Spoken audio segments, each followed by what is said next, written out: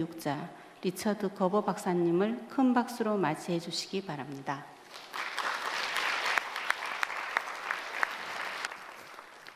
Thank you. Thank you so much. Perfect. Thank you so much for inviting me. Thank you for letting me follow Puzzy. Thank you for the warm-up act, for the singing. Wasn't the singing terrific? Listen, in the 20 or so minutes I have with you this afternoon, I want to focus on one word in particular, and I want to underline some of the points that have already been made by our first eminent speaker. The first thing I want to underline and talk about this afternoon is the idea of trust. You know, trust is a huge word in education, and I'm not sure entirely that we universally implement trust across education systems. You know, one of the things that is so powerful about Finland is the level of trust in the system, but not just trust for the profession, but I think something that is often overlooked, which is trust for our students. As I travel around the world and as I look at education systems and I try and unpick what it is about education systems that mean they move and change so slowly, one of the things that troubles me is the idea that most education systems are predicated on the idea that children somehow are born not wanting to learn.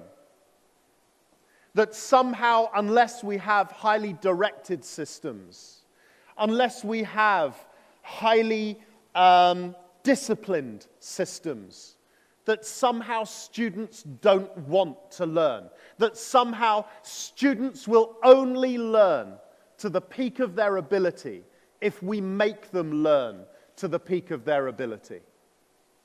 One of the things over the last 10 years or so since I left education that keeps striking me is how the world's most innovative companies operate the complete opposite to that idea. They operate to the idea of the assumption of excellence, that the people who work for them and with them are outstanding. Now that has a massive role to play in the way we construct the education journey for our students. And I wonder and worry sometimes that the system is over-engineered. I have a question for you. How many of you, please raise your hands, if you have your own children at home? Can you just raise your hands for me if you have your own children? How many of you are parents? Yeah, me too. I can tell, by the way, because the parents in the room are sat there like this. I have two children.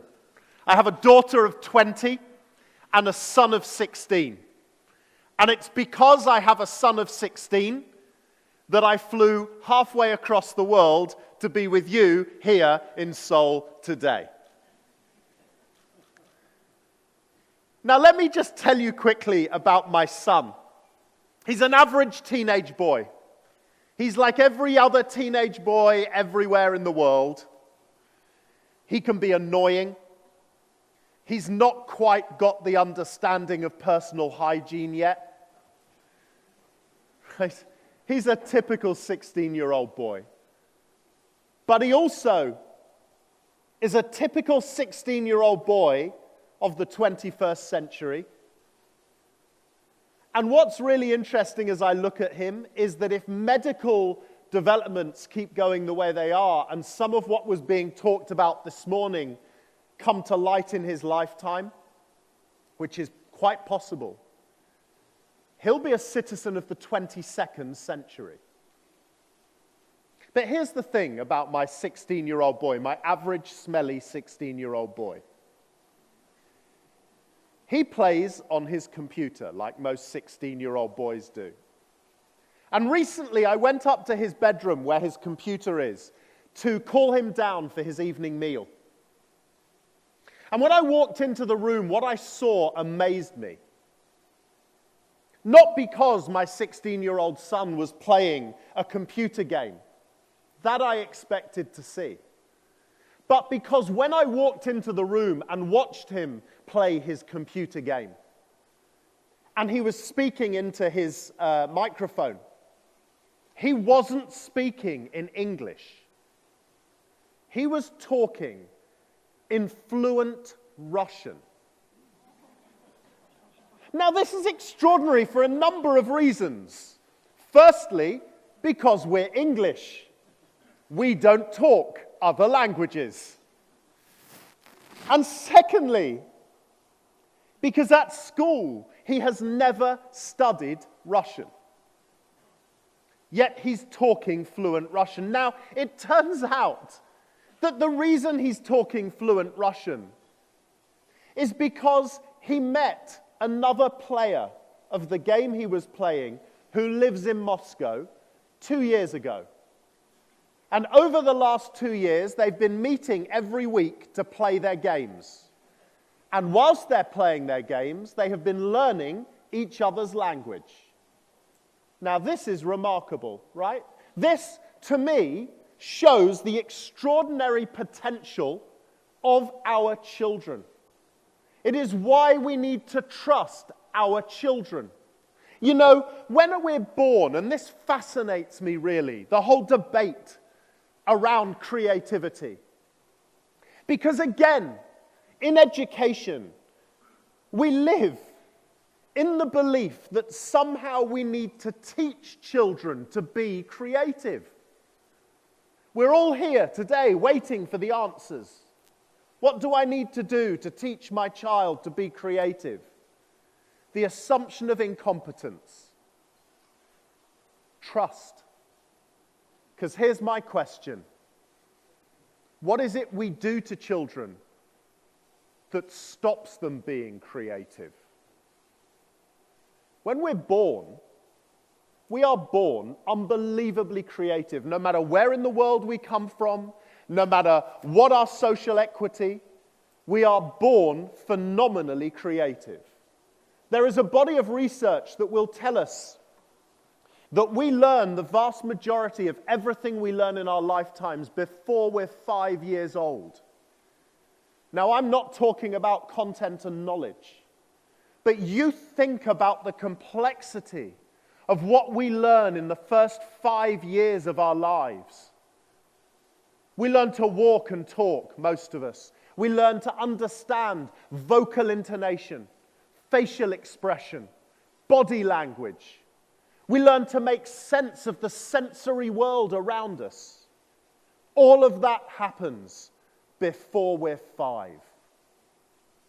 We are remarkable. We are creative, curious animals. Every single one of us. Every moment of every day starts with a question, starts with an exploration, starts with a journey, starts with the potential for what am I going to learn today. And then as we get older, the learning graph of a human being diminishes. So the question surely shouldn't be, what do we do to teach our children to be more creative? But surely the question should be, what do we do that trains them out of it? Have a look at the picture behind me. I love this image. It's beautiful, isn't it? Beautiful. Now, if I asked you how old the person was who drew this picture, and it's not a trick, my guess is no one in this room is going to say somebody over 50 or 40 or 30 or 20 or 10 or 5, and you'd be right. This is a very young child. Now, the beauty of this picture is its freedom, isn't it? And here's my first question. Here's my first question for one of the things we need to re-engineer. Who was it who taught you that you had to color in between the lines? because that's the first moment in our lives where we're taught that things can only be of value if somebody else tells us it's of value. So one of the first challenges we face, if we're properly to move towards a more curious and creative system of education, is to stop telling children that they have to, at all times, color in between the lines. That sometimes, yes, it's important, but actually a lot of childhood, as Pazzi has already said, is not just about play, but it's about creating your own experiences, your own rules, and allowing children to stray beyond the lines. Because that's the sweet spot where creativity begins. Have a look at this. Isn't this a beautiful image? This is taken from a wonderful book called Earth from the Air, filled with images like this. Now, I often ask an adult audience what this picture is. We don't have time to do that today. But when I do, what I would then do is I would come into the audience and I would pick somebody at random and give them the microphone. Aren't you glad we're not doing this today? And I would give somebody the microphone and I would say, tell us what that picture is. And most of the time, when I do that with a room full of adults, you see the panic on their faces. And you see the panic on their faces because they're terrified of getting it wrong in front of everybody else in the room.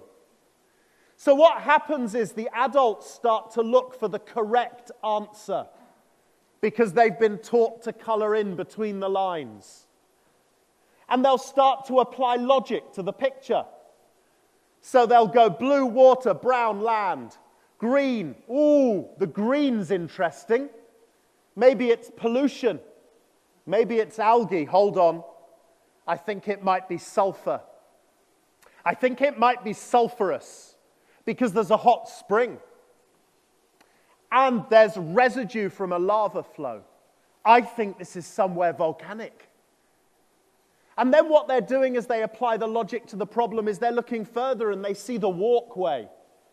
And they think, that's interesting, it's a wooden walkway. And on the walkway are people in shorts and t-shirts. So maybe this is somewhere volcanic that's also a tourist destination. And the really, really clever children in this room will already know the answer. And I'm looking around the room now at your body language. And I can tell who knows the answer because you're sat the same way you did when you knew the answer at school when you were 10 years old. You're sat there like this. I know the answer. And for those of you that want to know the correct answer, that's Yellowstone National Park. But here's the thing. You show that same picture to a room full of children of 5 years old, and you say, in a minute, I'm going to pick somebody to tell the rest of the room what that picture is. There's no fear on the faces of those children. Those children are sat there going, pick me! And then they come up with the most extraordinary ideas. My favorite idea from a 5-year-old child was that is the face of an evil wizard. Who knew? Brilliant though, isn't it? But then you take the question to the second level and you say to a room full of adults, I will give you 1 minute to come up with a whole story based on that picture. And adults panic again. And then you say the same thing to the 5-year-olds and you let them group together and they cook up an idea. And they cook up an idea based on the stimulus of the image and their conversations.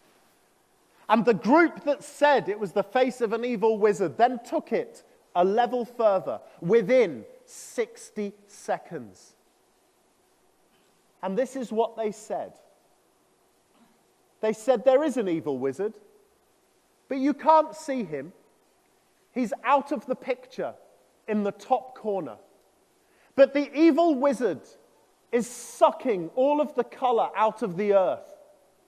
And the people on the bridge are brave soldiers. And it's their job to defeat the evil wizard and stop the world from becoming black and white.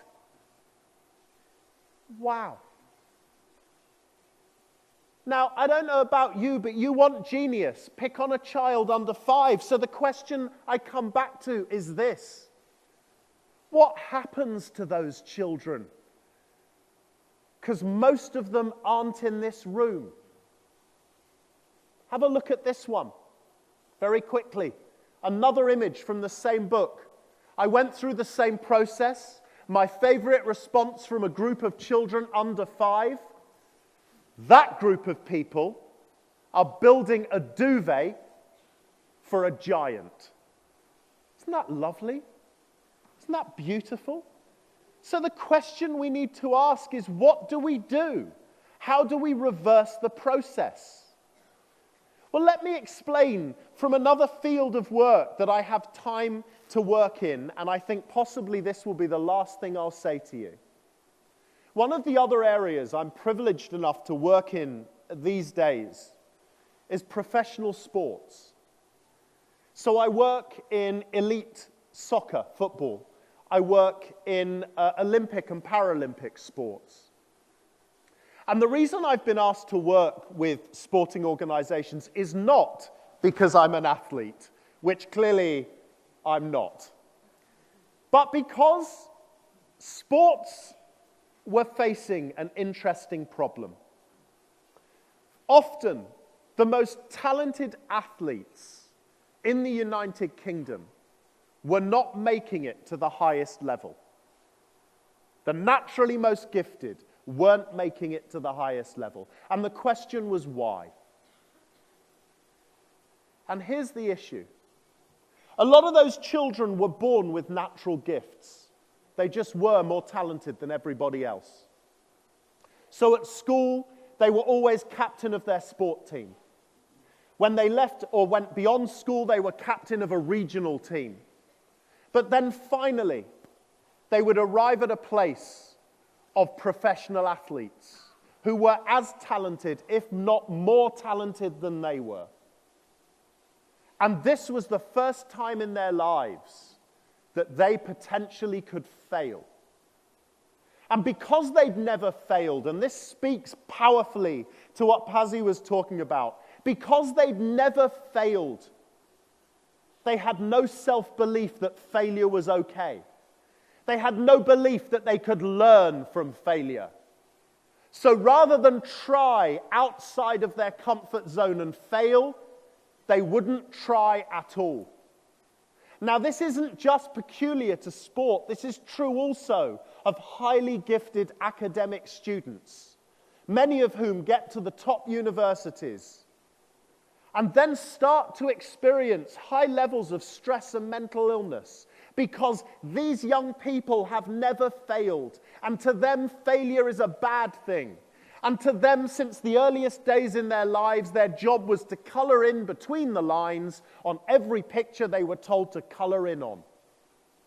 They had no self-belief. So here's the real challenge for us. If Korea is to truly develop a generation of citizens who will move not just the country forward, but become significant in the global environment that they're heading into as they head into the 22nd century. One thing is sure, there is no certainty. The world is moving faster than any of us can imagine. The global shifts are happening faster than any of us can imagine. Employment and jobs and healthcare are all moving faster than any of us can imagine. So preparing young children for a world of certainty is to prepare them for a world that no longer exists. To prepare them for a world where all they have to do is color in between the lines means that we're going to be preparing them ultimately to fail. Because as we head towards the 22nd century, it's going to be the students that know how to colour in outside the lines who will succeed. And here's my final thought for you. I leave you with a friend of mine. This is a very cool man. And I find that as I get older and fatter and I lose my hair, I like to hang out with young people. They just make me feel alive. And this is one of my favorite cool young people. You won't recognize his picture. Many of you might not recognize his name. This is a man called Sébastien Foucault. Sébastien is famous because he's the founder of parkour, or free running. If you get 5 minutes, look him up on YouTube. He's very cool. And he's my friend. Now, the interesting thing about Seb, he's famous, by the way, because if ever you saw the James Bond film Casino Royale with Daniel Craig, there's an opening sequence where James Bond is chasing a bad guy over buildings and cranes. The bad guy is Sébastien. We first met in a Russian city called Yekaterinburg. And we were walking through the streets of Yekaterinburg one day, and it's beautiful. It's a beautiful city. You can see the arc of the city's history through its buildings. Pre-communism, communism, an explosion now in creativity and self-expression. And as we're walking through the city, I'm marveling at the buildings. And after a couple of hours of walking, we get back to our hotel. And I turn to Sébastien and I say, "Aren't these buildings magnificent?" And he said, "Richard, I don't know. I haven't been looking at them." And I asked him why, and he said, "I'll tell you." He said, "I think it's because of my young childhood." He said, "When I was a young child, I grew up in a very poor community outside of Paris, and I was surrounded by concrete buildings, tall concrete buildings, and people in my community never left. Most of them, their ambition was just to survive." He said, and I actually felt as a young child, it was like being in a prison. He said, so I started as a young child, not looking at the buildings, but looking at the spaces between the buildings. He turned to me. He said, have you ever looked at the spaces between the buildings? He said, they're beautiful. He said, but everybody obsesses with the objects, the obstacles, the things in the way. He said, the next time you walk through an urban landscape, look at the spaces, because that's how parkour, how free running came to be. He said, because I obsess with the space, and the reason I obsess with the space is, to me, it constitutes opportunity. It constitutes curiosity. And most importantly, it constitutes freedom. Because the space is where the journey is. He said, sadly, too many people as they grow up stop and stare at the buildings and say, isn't it a shame I can't see the sky anymore? He said, but the spaces, that's where the magic is. That's where life is really lived. And as I finish this afternoon, I leave you with that thought. How do we create an education system which ensures that our children spend less time looking at the buildings and more time falling in love with the spaces between them? Thank you very much indeed. Thank you.